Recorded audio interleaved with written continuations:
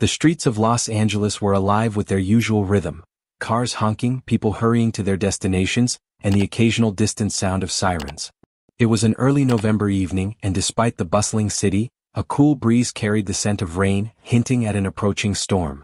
Jonathan Reed, a self-made billionaire, sat comfortably in the back of his black Rolls-Royce Phantom, staring blankly out the window.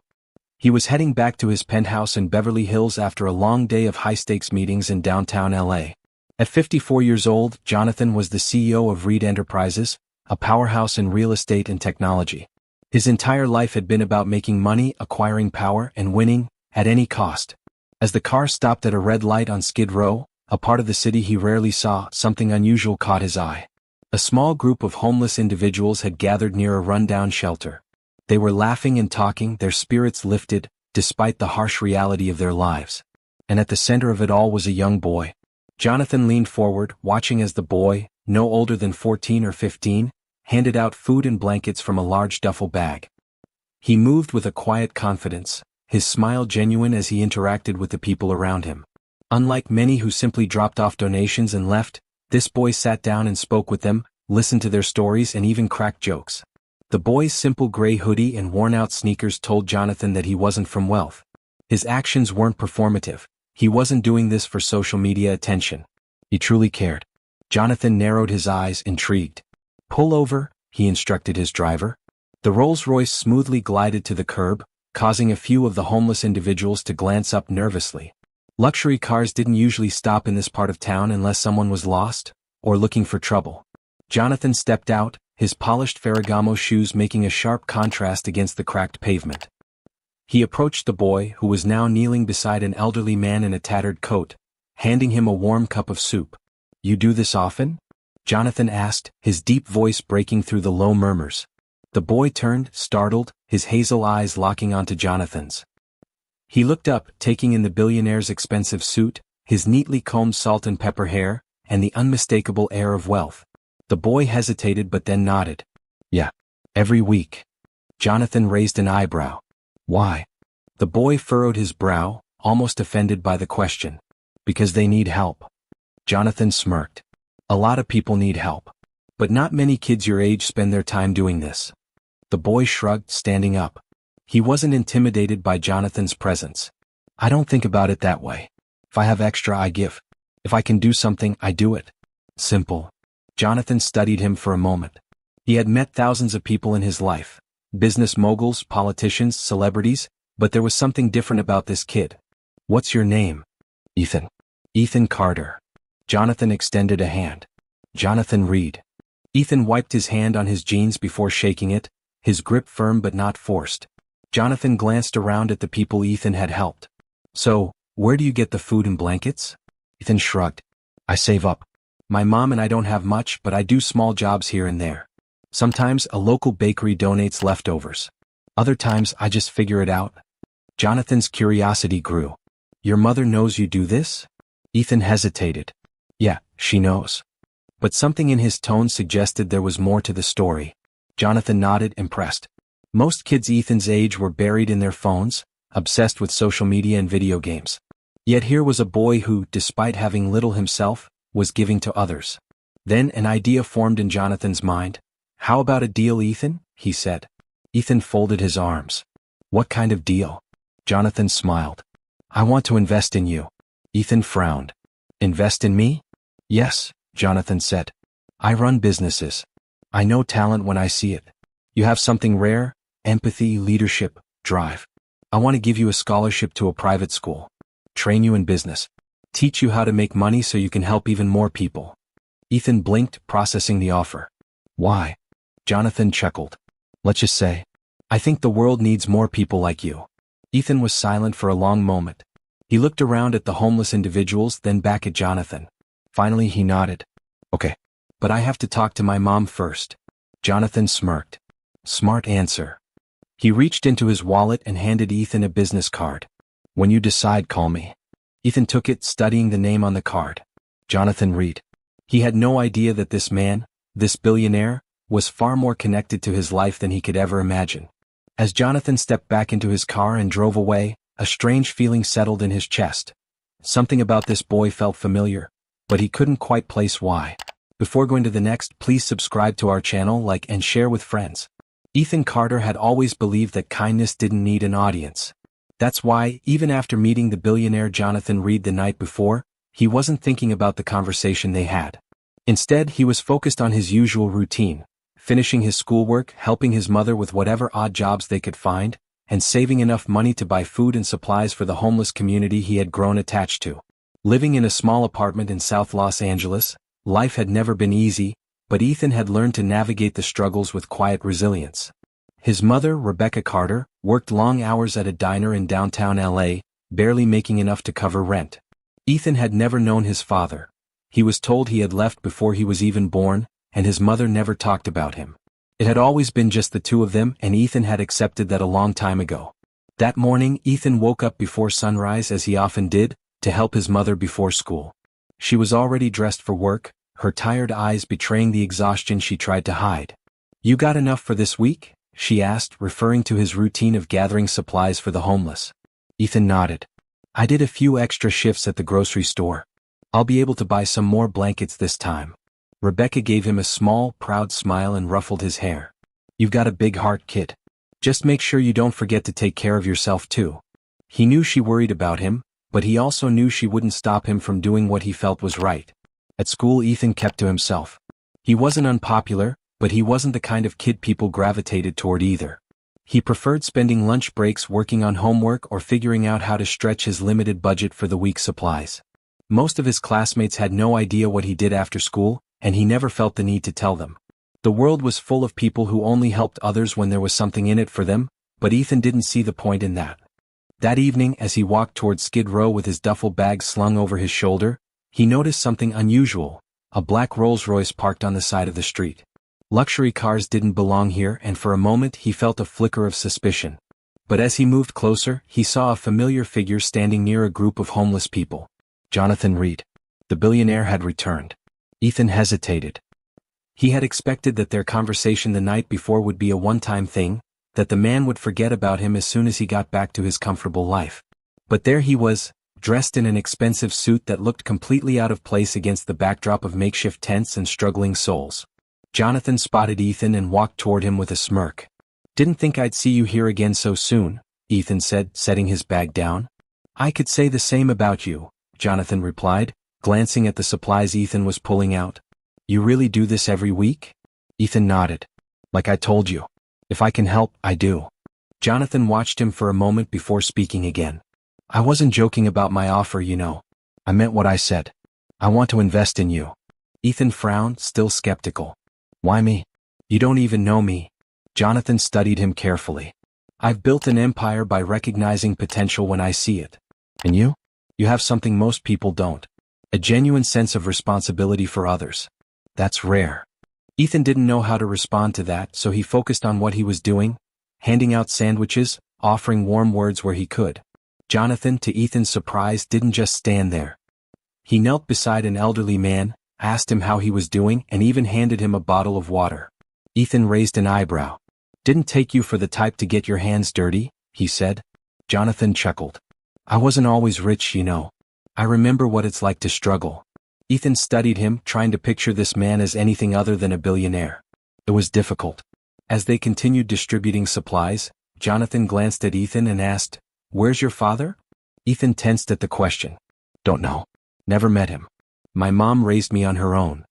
Jonathan nodded, but there was something unreadable in his expression. He seemed deep in thought, as if trying to put pieces of a puzzle together. "Your mother? What's her name?" Ethan hesitated before answering. "Rebecca Carter." Jonathan's reaction was almost imperceptible, but Ethan caught the slight change in his posture, the brief flicker of something in his eyes. But just as quickly as it appeared, it was gone. Jonathan cleared his throat and pulled out a business card from his pocket. "I know you're skeptical, but I want you to think about what I'm offering. Call me when you're ready." Ethan took the card reluctantly. He wasn't sure if he would ever use it, but something about Jonathan's insistence made him feel like this wasn't the last time they would see each other. As Jonathan walked back toward his car, Ethan couldn't shake the feeling that something about this whole situation was bigger than he realized. He didn't know it yet, but that night would change everything. Before going to the next, please subscribe to our channel, like and share with friends. Ethan spent the next few days trying to push the conversation with Jonathan Reed out of his mind, but the billionaire's words lingered. It wasn't every day that a man like that took an interest in someone like him. Yet Ethan had no intention of calling him. He had survived this long without anyone's help, and he didn't need some wealthy businessman swooping in and acting like a savior. Still, something about the way Jonathan had reacted when he mentioned his mother's name unsettled him. There had been a flicker of recognition in his eyes, a moment of hesitation as if he knew something Ethan didn't. But that didn't make sense. His mother never talked about her past, and Ethan had long accepted that his father was just a man who didn't care enough to stick around. There was no mystery to it, just another story of abandonment like so many others. On Saturday evening, as he prepared to head out for his usual visit to Skid Row, his mother came home earlier than expected. She looked exhausted, dark circles under her eyes betraying how overworked she was. "You sure you don't want to take a break tonight?" she asked, setting down her purse. Ethan shook his head as he packed bottles of water into his bag. "They count on me, Mom. I can't just not show up." She sighed, watching him with that familiar mix of pride and worry. "You're a good kid, Ethan. Just be careful, okay?" He nodded, slinging the bag over his shoulder. "Always." The air was crisp as Ethan made his way downtown. The city was alive with its usual energy. Couples heading to dinner, tourists snapping photos, and street musicians filling the sidewalks with melodies. But as he neared Skid Row, the atmosphere changed. The bright lights of the main streets faded into the harsh reality of homelessness. Here, people weren't thinking about expensive dinners or weekend plans. They were just trying to survive another night. Ethan found his usual spot near the shelter and got to work, handing out food and supplies. Some faces were familiar, others new, but the gratitude was the same. As he was helping an older man settle down with a blanket, he heard a familiar voice behind him. "You're really committed to this, huh?" Ethan turned to see Jonathan Reed standing a few feet away, hands in his coat pockets, watching him with a mixture of curiosity and something else, something deeper. "You again?" Ethan muttered, more surprised than annoyed. "Didn't expect to see you here twice." Jonathan smirked. "Guess I'm full of surprises." He stepped closer, his gaze scanning the crowd. "It's different seeing it up close, isn't it?" Ethan studied him for a moment. "You really never been down here before?" Jonathan shook his head. "Not like this. I've donated money, sure. But handing someone a check isn't the same as looking them in the eye and seeing what they go through." Ethan didn't know what to make of him. Jonathan wasn't acting like the typical rich guy who just wanted a photo op for good PR. He seemed genuine. But Ethan still couldn't figure out why he cared so much about what he was doing. Before he could ask, Jonathan spoke again. "You said your mother's name is Rebecca Carter, right?" Ethan frowned. "Yeah. Why?" Jonathan hesitated for just a second, so quick Ethan almost missed it. "Just curious," he said too casually. "What does she do?" Ethan crossed his arms. "She works at a diner. Has for years." Jonathan nodded slowly as if piecing something together. Then he reached into his pocket and pulled out a check. He handed it to Ethan, who glanced at it and nearly dropped it. $10,000. Ethan's heart pounded. "What? Why are you giving me this?" Jonathan shrugged. "To help with your mission. Food, blankets, whatever you need." Ethan stared at the check, then back at him. "I don't take handouts." Jonathan chuckled. "It's not a handout. It's an investment. You've built something here, Ethan. You're doing more good than most charities. Imagine what you could do with real resources." Ethan hesitated. The money could change everything. It could buy enough supplies to help hundreds of people. But there was something about this that didn't sit right. "Why do you care so much?" he asked. Jonathan held his gaze. "Because I see something in you. And because I have a feeling our lives are more connected than you realize." Ethan didn't know how to respond to that. Before he could, Jonathan reached into his pocket again and pulled out a business card. "If you ever want to talk, my door is open." He nodded once before turning and walking back to his car, leaving Ethan standing there, the check burning in his hands. He should have felt grateful. He should have felt relieved. But instead he felt something else, an unease he couldn't shake. Because deep down, something told him Jonathan Reed wasn't just some stranger who wanted to help. He was something more. Before going to the next, please subscribe to our channel, like and share with friends. Ethan spent the rest of the night trying to process what had just happened. He had met wealthy people before. Businessmen, politicians, people who came down to Skid Row for a photo op before disappearing back into their luxury penthouses. But Jonathan Reed was different. He hadn't just thrown money at a problem and walked away. He had asked about his mother. He had looked at Ethan like he knew him. and that unsettled him more than he cared to admit. The next morning Ethan woke up early, his mind still tangled with thoughts of the previous night. He sat at the small wooden table in their tiny apartment in East Los Angeles, staring at the $10,000 check Jonathan had given him. His mother was already up, moving around the kitchen with a tired efficiency that came from years of working long shifts at the diner. "You're up early," she said, pouring herself a cup of coffee. Ethan hesitated before responding. "Couldn't sleep." She nodded, not pressing further. That was their dynamic, unspoken understanding, no need for unnecessary words. He finally slid the check across the table. "A guy gave me this last night. Said it was to help with what I do." His mother froze, staring at the check as if it might explode. "Who?" Her voice was tight, controlled. Ethan studied her reaction closely. "His name is Jonathan Reed." For a moment, everything in the room seemed to still. His mother's grip tightened around her coffee mug, her knuckles turning white. Ethan had never seen her react this way before. "Mom?" he prompted. She exhaled sharply, setting her mug down before looking at him. "And you took it?" Ethan shook his head. "I didn't cash it. I don't know if I should." He leaned forward. "Mom, do you know him?" Her eyes darted away, her fingers twisting together in a nervous habit she had when she was hiding something. "No," she said quickly. Too quickly. Ethan wasn't buying it. "Then why do you look like you've just seen a ghost?" She sighed, rubbing her temples. "It's just that name. It's familiar, that's all." But Ethan knew there was more. He had spent his whole life watching people, reading them. And right now his mother was lying. Instead of pushing further, he decided to change tactics. "He asked about you," he said, watching her reaction carefully.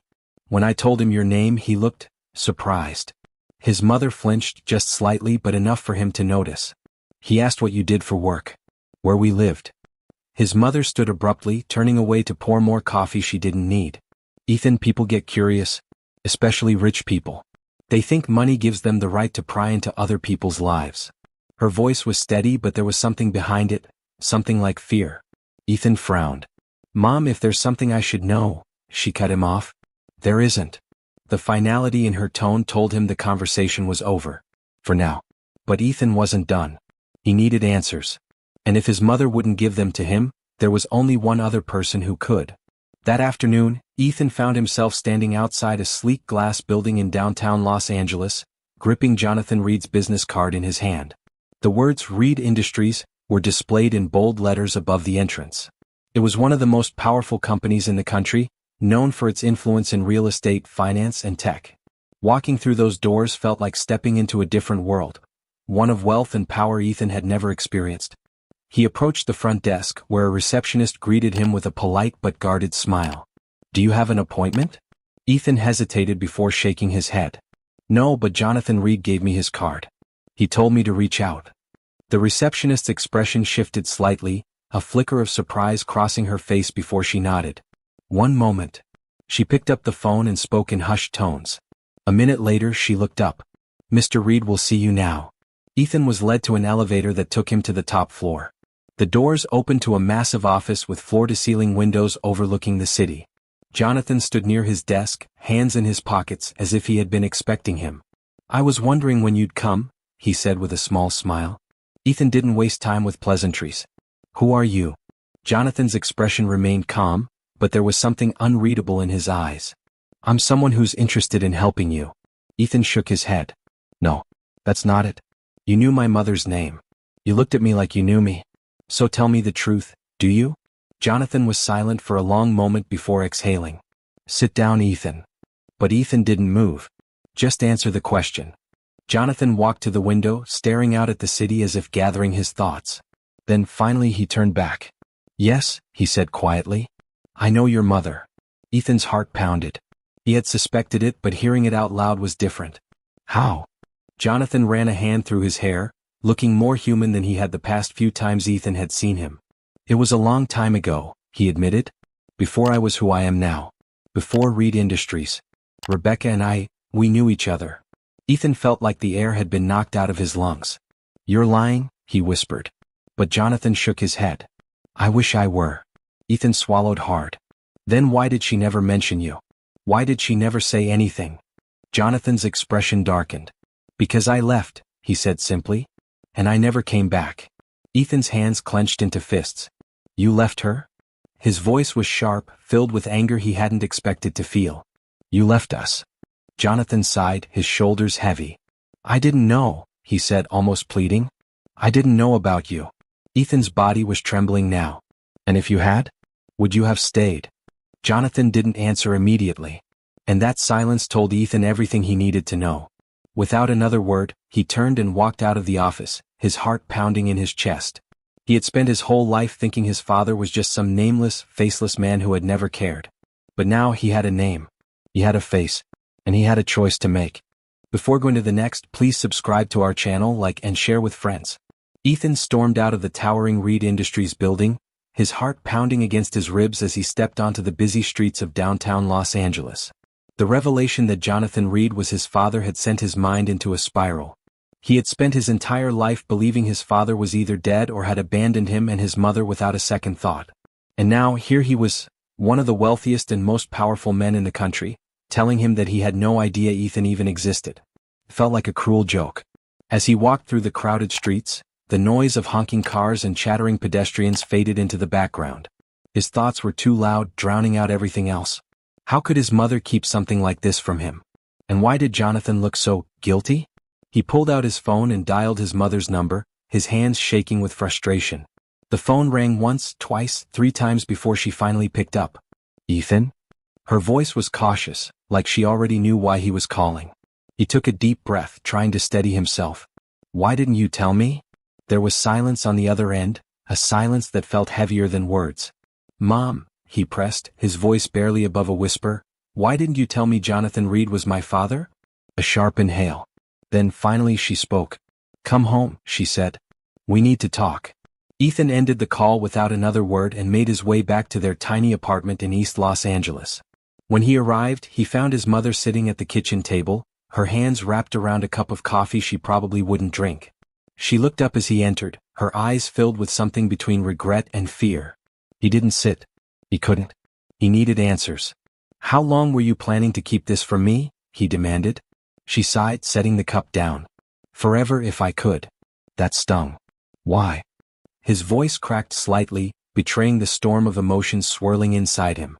She leaned back in her chair, her gaze distant. Because I didn't want you to grow up hating him. Ethan let out a bitter laugh. Too late for that. His mother's eyes softened. Ethan, it wasn't as simple as you think. Jonathan and I were young. He had ambitions, big ones. He wanted to build something and I didn't want to hold him back. Ethan frowned. So you let him go? Just like that? She shook her head. No. He left before I had the chance to tell him I was pregnant. By the time I worked up the courage to reach out, he was already making a name for himself. And I was just a waitress trying to raise a son. Ethan swallowed the lump forming in his throat. But you should have told me. His mother sighed. And what good would that have done? Would it have changed anything? Would knowing who he was have put food on the table when we had nothing? Would it have stopped the nights when you cried yourself to sleep, wondering why you didn't have a father like the other kids? Ethan clenched his jaw, anger and sadness warring inside him. I had the right to know, he whispered. She looked at him, her eyes filled with tears. I know. And I'm sorry. He turned away, running a hand through his hair. So what now? He asked, his voice hollow. His mother sighed again, rubbing her temples. That's up to you. Ethan let out a bitter laugh. Great. So now I have a father I never knew about, and I get to decide if I want to let him in or pretend he doesn't exist. His mother didn't respond and he knew why. This was something only he could figure out. That night Ethan lay awake, staring at the ceiling. His mind raced with everything that had happened. Jonathan Reed wasn't just some distant figure anymore. He was real. And now he had a choice to make. The next morning he found himself back in Skid Row, doing what he always did, helping the homeless. But today felt different. He wasn't just some kid trying to make a difference. He was the son of a billionaire who had spent his whole life unaware of his existence. As he handed out food, he felt a pair of eyes watching him. He turned and saw Jonathan standing a few feet away, dressed in a suit that looked out of place in this part of town. Ethan felt his chest tighten. What are you doing here? He asked, keeping his voice even. Jonathan looked around at the people Ethan was helping. I wanted to see it for myself, he said quietly. Ethan crossed his arms. See what? Jonathan met his gaze. Who you are. Something about the way he said it made Ethan's defenses falter just slightly.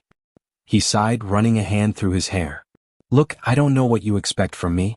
I don't know if you're here because you feel guilty or if you just want to fix things with a check, but… Jonathan cut him off. I don't want to fix things with money, Ethan. I want to fix things with time. Ethan stared at him, unsure what to say. He had spent so long thinking of his father as some faceless, absent figure. Now here he was standing in front of him asking for a chance. I don't know if I can do that, Ethan admitted. Jonathan nodded, a small, sad smile on his lips. I understand. But I'll be here when you're ready. And with that, he turned and walked away, leaving Ethan standing there, his world forever changed. Before going to the next, please subscribe to our channel, like and share with friends. Jonathan Reed sat in his office at the top of the Reed Industries skyscraper in downtown Los Angeles, staring out at the endless city lights stretching toward the horizon. It had been 2 days since he had seen Ethan at Skid Row, 2 days since he had looked into the eyes of the son he never knew existed. The weight of it all pressed heavily on his chest. He had spent his life building an empire, making billion-dollar deals, ensuring his name was associated with power and influence. But none of it meant anything compared to the realization that he had missed out on 20 years of his own son's life. He ran a hand through his graying hair, exhaling sharply. He had been so blind, so consumed by ambition, that he never thought to look back at the people he had left behind. And now he wasn't sure if Ethan would ever forgive him. Ethan, on the other hand, was doing everything he could to avoid thinking about Jonathan. He threw himself into volunteering, spending even more time at the homeless shelter, distributing meals, talking to the people who had become like family to him. Skid Row had been a part of his life for years, and it was the only place where he felt like he truly belonged. The idea that his biological father was one of the richest men in the country felt so distant from his reality that it almost seemed laughable.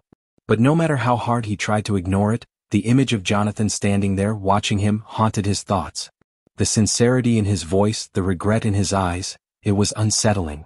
He had expected arrogance, indifference, or even an attempt to buy his forgiveness. But instead, Jonathan had simply asked for time. Later that evening, as Ethan walked back to his apartment, he found himself dialing his mother's number. He hadn't spoken to her much since their conversation about Jonathan, and he knew she was giving him space to process it all. When she picked up, there was a brief silence before she spoke. Ethan?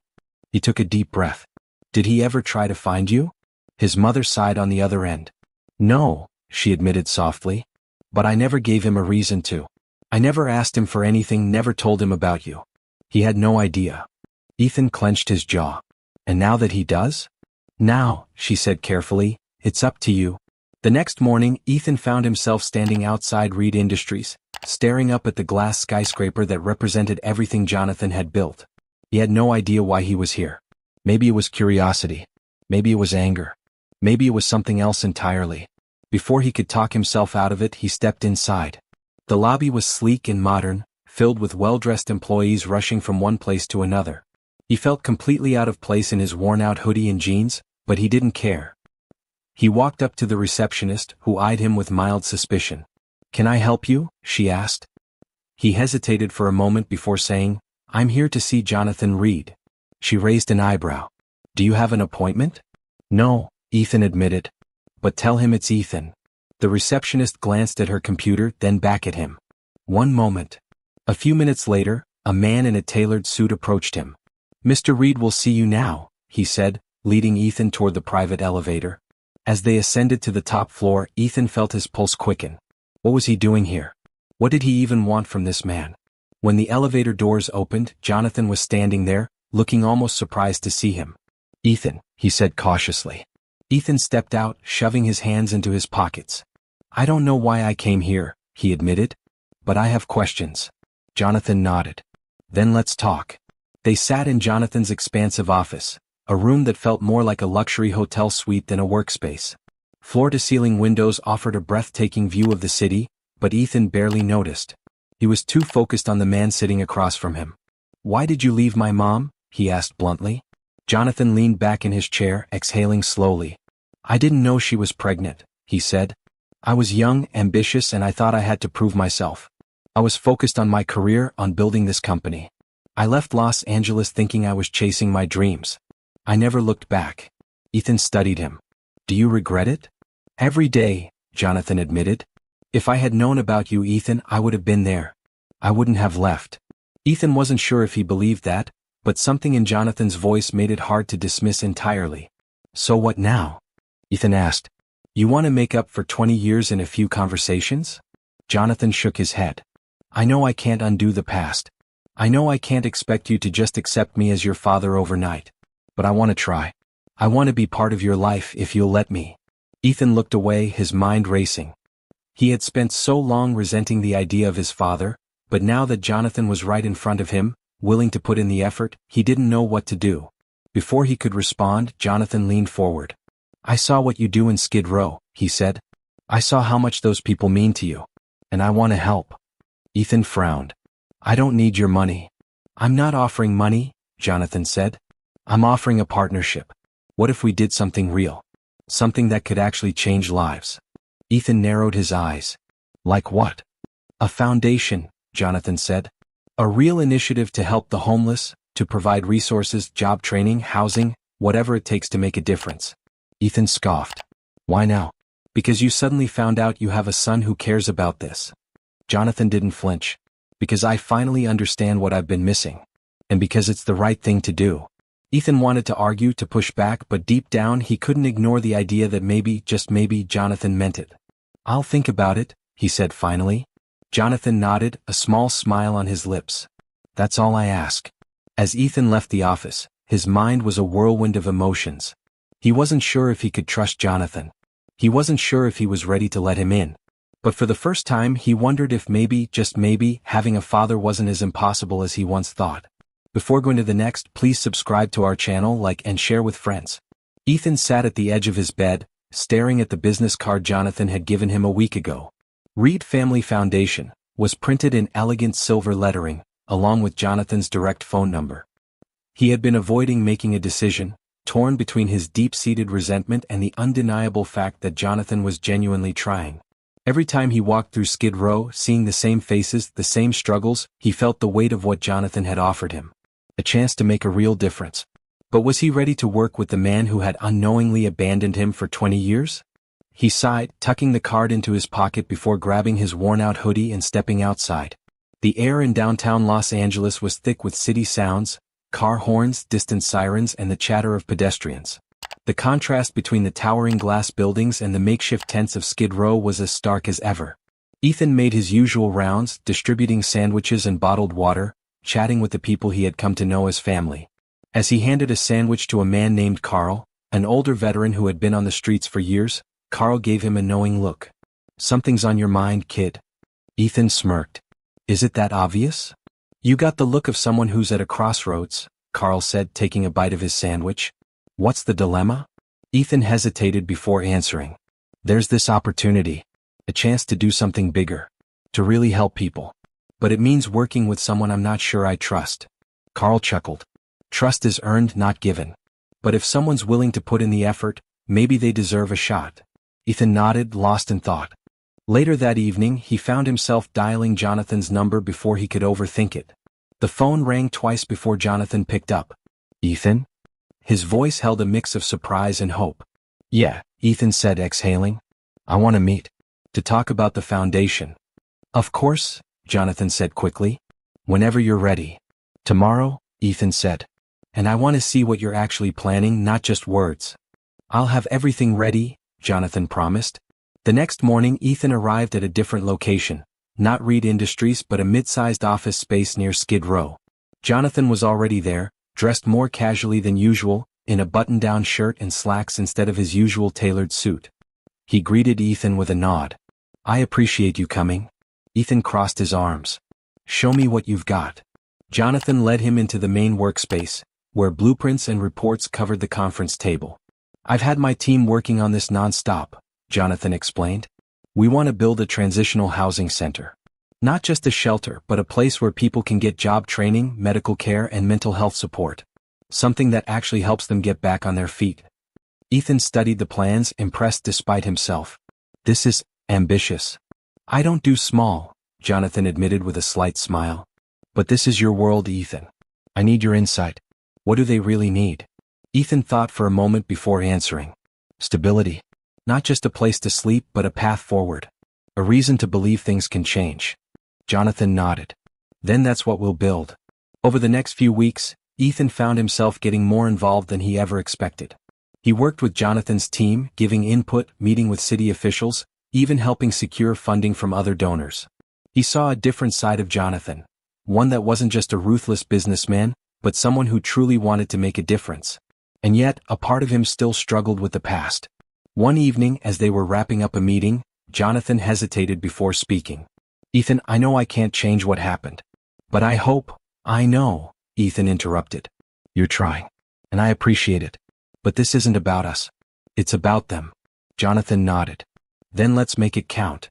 A month later, the first phase of the Reed Family Center for Housing and Opportunity was completed. It wasn't everything they had planned yet, but it was a start. The grand opening brought city officials, media, and dozens of people from Skid Row. As Ethan stood beside Jonathan, looking out at the crowd, he realized something. He had spent years resenting the father he never knew, but in this moment he saw not just a businessman, but a man who was willing to change. And maybe, just maybe, that was enough to start over. Before going to the next, please subscribe to our channel, like and share with friends. Ethan had never imagined himself working alongside Jonathan Reed, much less feeling a sense of accomplishment beside him. Yet, as the first phase of the Reed Family Center opened its doors, he felt an undeniable sense of pride. The past few weeks had been a whirlwind of planning, negotiations, and late-night strategy meetings. Ethan had spent countless hours ensuring that the center would not just be another shelter but a real solution. His first-hand experience with the struggles of Skid Row made him the perfect bridge between the unhoused community and the corporate world that funded such projects. Standing on the makeshift stage in front of reporters and city officials, Ethan listened as Jonathan addressed the crowd.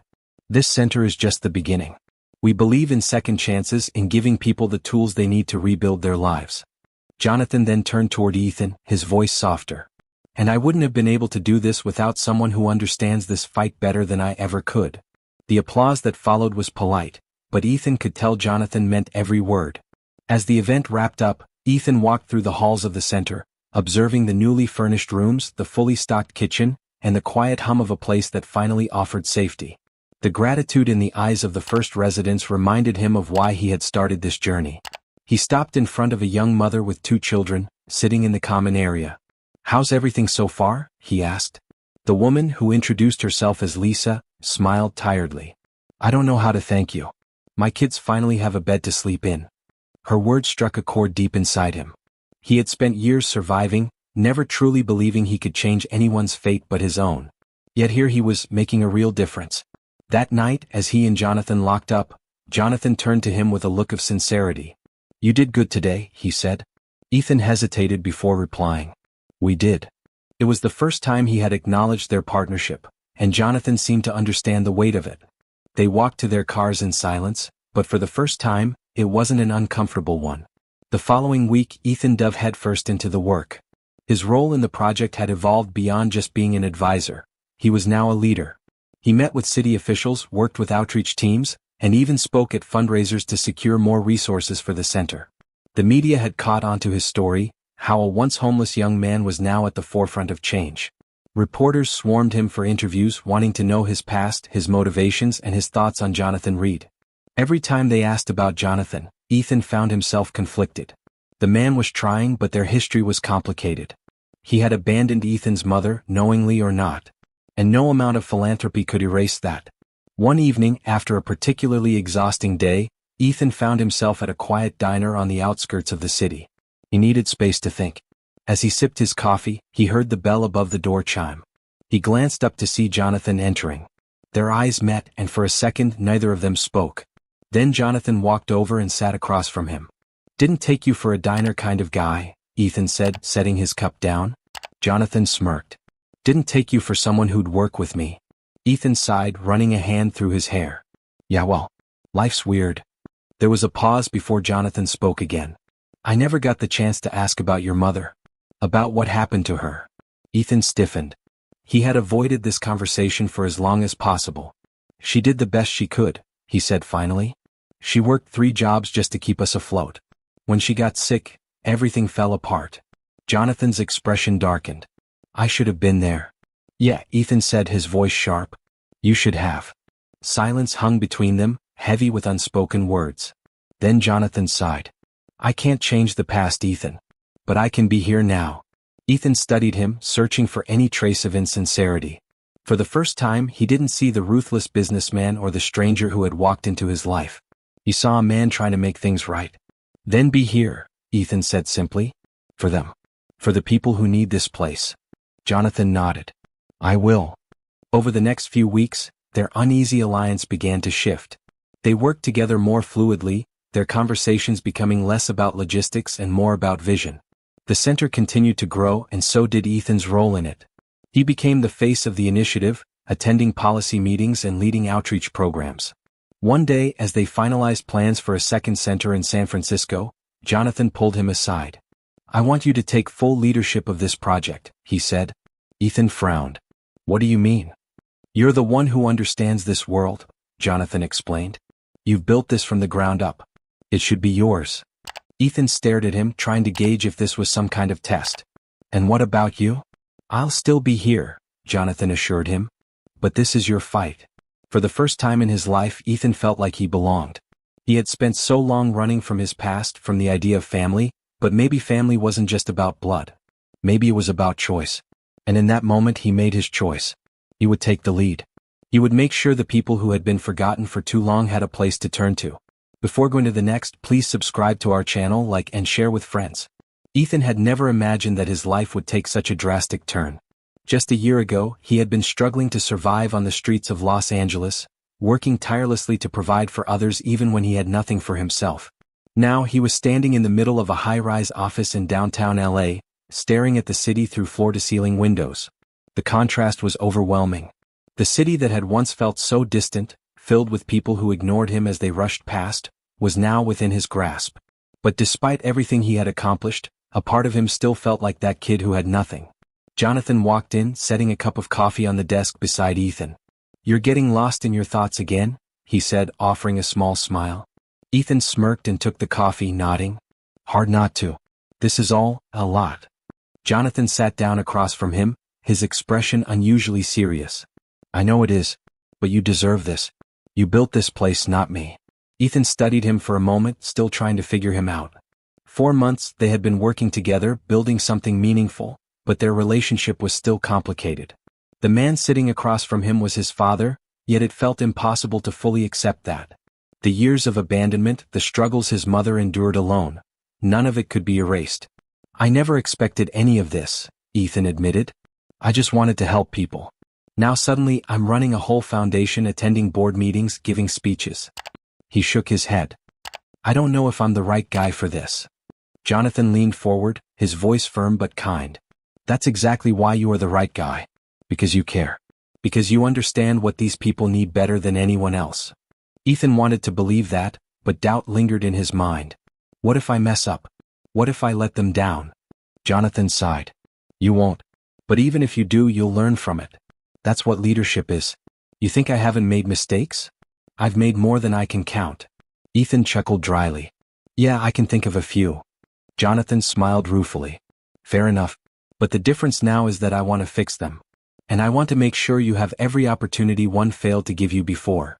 Ethan appreciated the sentiment, but it wasn't that simple. "It's not just about me," he said.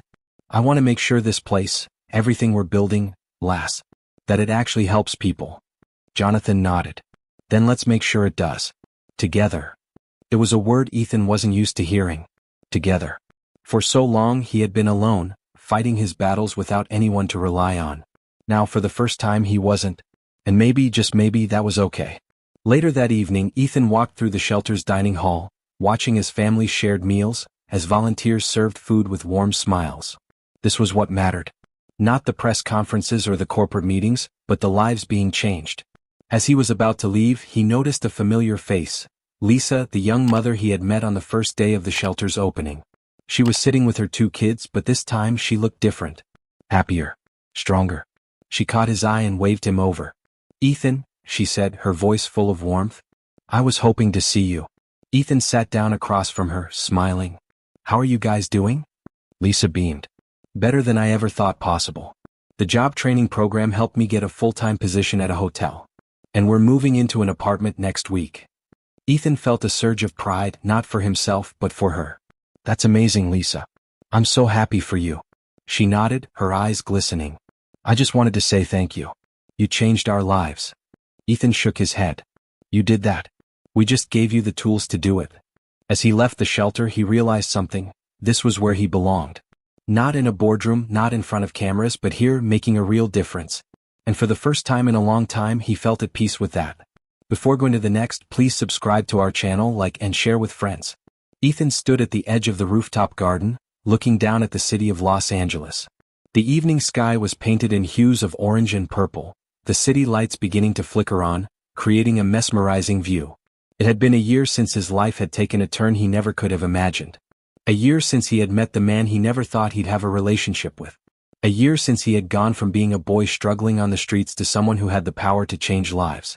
The journey had been overwhelming, filled with doubt, anger, and moments where he had questioned everything. But standing here now, he felt something different: contentment. He had built something real, something that mattered, and for the first time in his life, he wasn't alone in it. Jonathan walked up beside him, a rare look of pride on his face. You know, when I first saw you, I never imagined we'd be standing here like this, he said.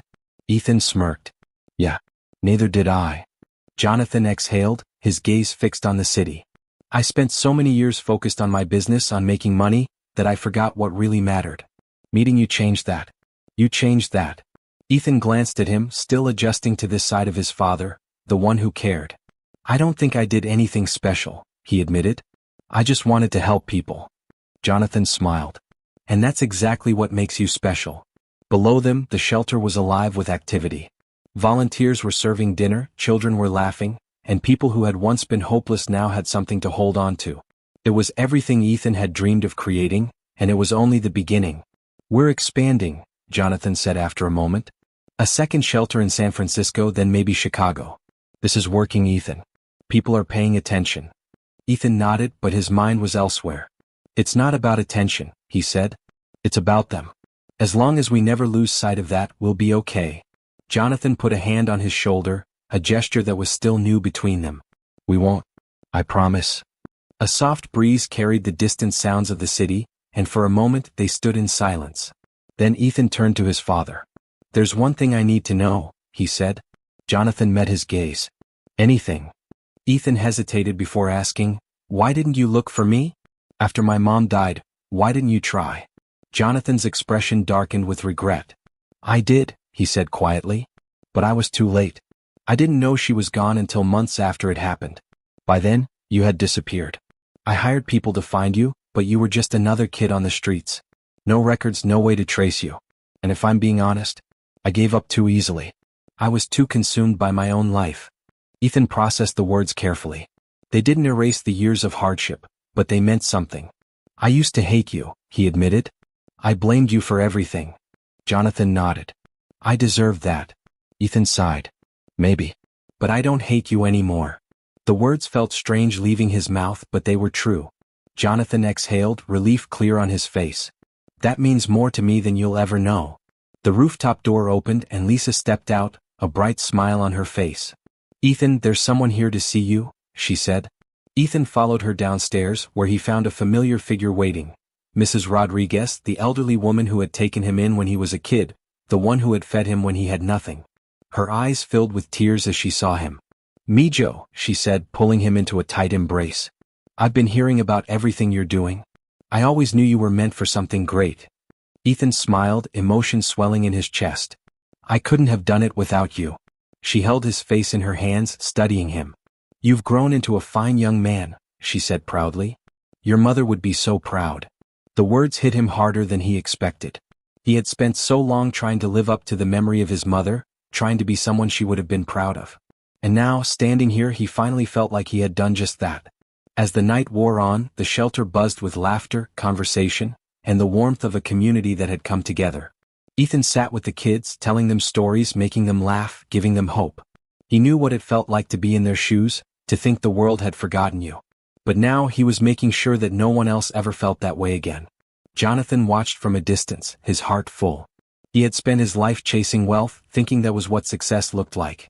But watching his son, seeing the impact he had, he realized that real success was measured in the lives you touched. And in that moment he knew, Ethan wasn't just his greatest achievement. He was his redemption. As the night came to an end, Ethan stood at the door of the shelter, looking out at the city that had once felt so cold and unwelcoming. But now it was different. Now it was home. If you have liked our story, please subscribe to our channel, like and share with friends.